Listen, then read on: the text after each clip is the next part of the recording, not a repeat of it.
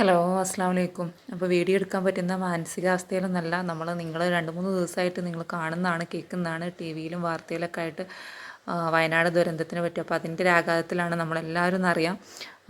പിന്നെ നമുക്ക് ഇനിയും മരണസംഖ്യ ഉയരാതെ വേണ്ടപ്പെട്ടവർക്കൊക്കെ അവരുടെ ജീവന് കിട്ടട്ടെ, എത്രയും പെട്ടെന്ന് അവരവിടെ ഇവിടെ നിന്നൊക്കെയായിട്ട് കിട്ടട്ടെ എന്ന് പ്രാർത്ഥിക്കാം നമുക്ക്.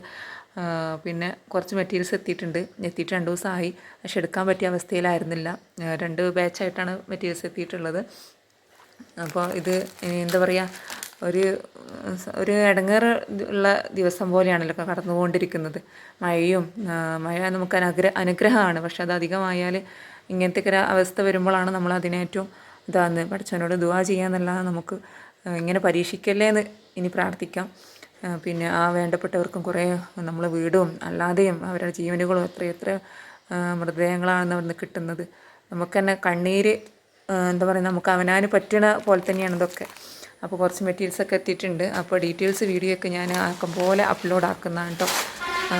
കാരണം അതിൻ്റെ അവസ്ഥയിലല്ല നിങ്ങളും ഞാനും ഒക്കെ ഇപ്പോൾ അതിൻ്റെ ഇതല്ലല്ലോ, ആ അവസ്ഥയിൽ കൂടെയല്ല നമ്മൾ കടന്നു പോകുന്നത്. അതുകൊണ്ടാണ്. അപ്പോൾ എല്ലാവരും ഇതുപോലെ ഉൾപ്പെടുത്തുക, അവർക്കും വേണ്ടി പ്രാർത്ഥിക്കുക, പിന്നെ അവർക്ക് വേണ്ട സഹായങ്ങൾ ചെയ്തു കൊടുക്കുക. നമ്മളെക്കൊണ്ട് പറ്റുന്നത് എന്താ വെച്ചാൽ അത് സഹായിക്കുക.